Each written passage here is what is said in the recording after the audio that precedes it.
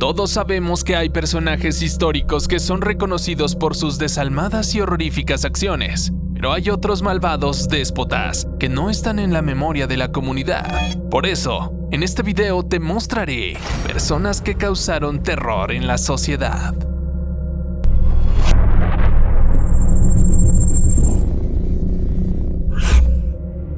Un reinado de terror durante más de 3 décadas asoló la nación de la isla de Madagascar. Ranavalona I de Merina fue la monarca más despiadada y controvertida de la historia africana. Su sangre fría para asesinar a todo aquel que veía como su enemigo no pasó desapercibida. Al principio era solo una plebeya más, pero su destino cambió el día que su padre informó al rey de Madagascar que se planeaba una conspiración para asesinarle. Este, agradecido, le recompensó casando a su hija con el príncipe heredero, Radama.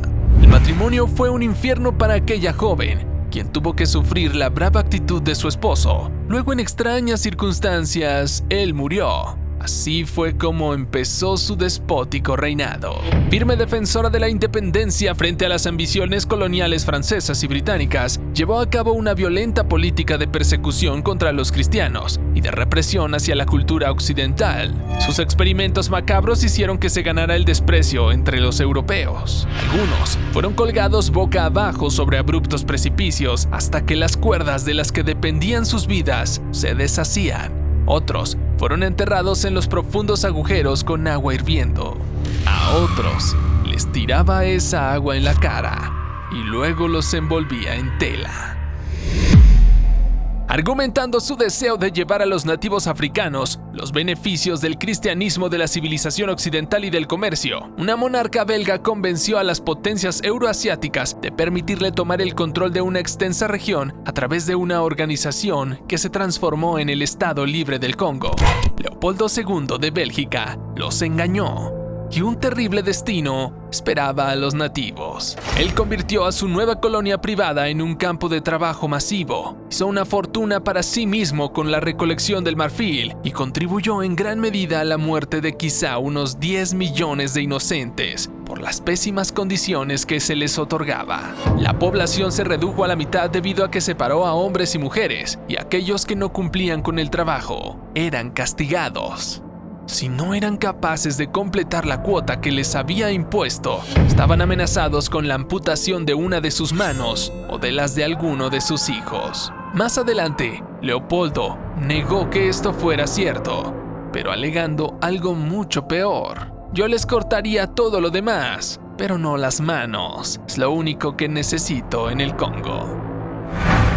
Existe en la historia rusa un antes y un después de Iván el Terrible. Cuando llegó al trono, Rusia se conocía solo como Moscovia, el territorio que rodeaba a Moscú. Pero gracias a él, todo cambió. El zar se jactaba de haber violado a 1000 mujeres y de haber sacrificado a los hijos que tuvo con ellas. Después de una pequeña siesta, él solía visitar las mazmorras para asistir al suplicio de algunos presos. Sentía un placer inmenso en la visión de la agonía. En una ocasión se encontró en el palacio con su nuera Helena, a la que golpeó por vestir de manera inapropiada. Las protestas de su hijo enfurecieron tanto a su padre que en un ataque de ira lo mató de un brutal golpe en la cabeza. Aunque era un monstruo sin remordimientos, nunca se sobrepuso al asesinato de su propio heredero. Iván murió en 1584, pero recientemente analizaron sus restos y encontraron altas dosis de mercurio, por lo que no se descarta que fuera envenenado. Fue enterrado al lado de su hijo, al que había matado.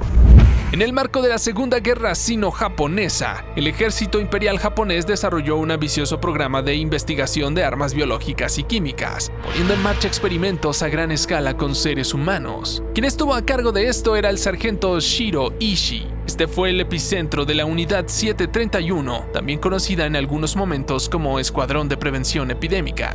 Pero ese nombre era solo un cartel. En su momento de mayor actividad trabajaban allí 3.000 empleados, de los que solo el 10% eran médicos. El resto eran soldados cuyo objetivo era impedir la insurrección de los mal llamados pacientes. A los prisioneros forzados chinos se les llamaba troncos, pues la unidad 731 estaba camuflada como un aserradero.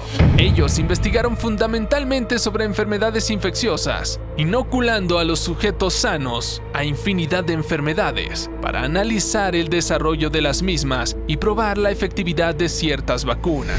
Las víctimas eran forzadas a comer alimentos infectados o a beber líquidos contaminados, o bien se les obligaba a aportar objetos o ropas contaminadas. Ishii, quien fingió su propia muerte e intentó huir, fue arrestado por los estadounidenses, cayendo en la deshonra.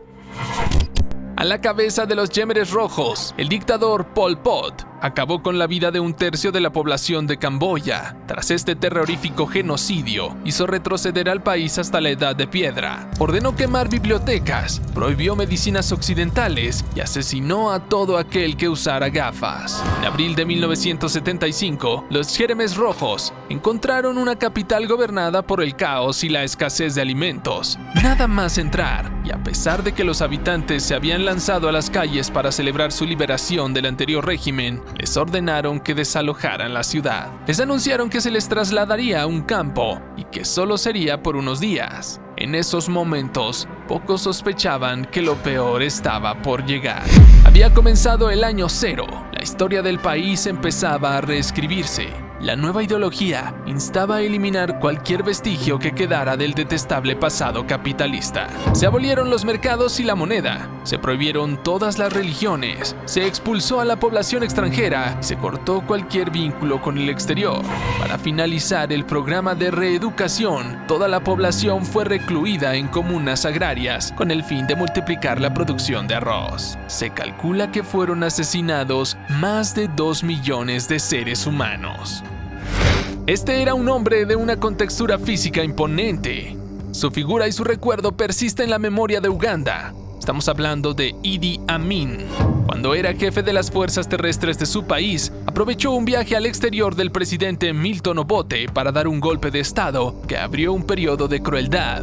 El nuevo dictador dio muestras de su sadismo para con los prisioneros. Se ejercían torturas de todo tipo, mutilaciones, castigos inhumanos, persecuciones extremas y las atrocidades más impensadas. Para protección propia, armó un cuerpo de 23,000 personas y como parte de sus temores expulsó del país a británicos, estadounidenses y soviéticos. Se dice que tuvo 6 esposas y 30 hijos, al menos los reconocidos. En abril de 1979, el Frente de Liberación Nacional de Uganda, formado por 18 grupos de exiliados y apoyado militarmente por Tanzania, derrocó a Amin. Pero de todos modos, jamás pasó en cárcel un solo día de su vida. Se exilió en un lujoso palacio de Jeddah en Arabia Saudita a orillas del Mar Rojo, donde gozó de servicios de atención que pudo seguir pagando. El reinado de María I Tudor, primera mujer en ocupar el trono inglés e hija de Enrique VIII y Catalina de Aragón, se encuentra sin duda entre los más polémicos de la historia de Gran Bretaña. La monarca es recordada principalmente en las islas por las ejecuciones de protestantes llevadas a cabo durante su gobierno. Estas acciones le costaron el sobrenombre de María la Sanguinaria, que a día de hoy perdura. La nueva reina logró que se promulgara una vieja ley según la cual los obispos tenían derecho de mandar a la hoguera a los sospechosos de herejía. Las propiedades de los culpables, además, pasarían a manos de la reina. María I estaba convencida de que estas medidas eran imprescindibles para contrarrestar los efectos de la reforma aplicada por su padre. En ningún momento le tembló el pulso. Sin embargo, el sentir del pueblo británico dictaba lo contrario. Los años siguientes a su breve reinado estuvieron marcados por la muerte de los disidentes religiosos. La mayoría de los ejecutados eran solo gente corriente. Hemos repasado personas con una maldad pocas veces vista. ¿Quién crees que ha sido el más vil de todos? Déjame saberlo más abajo en los comentarios.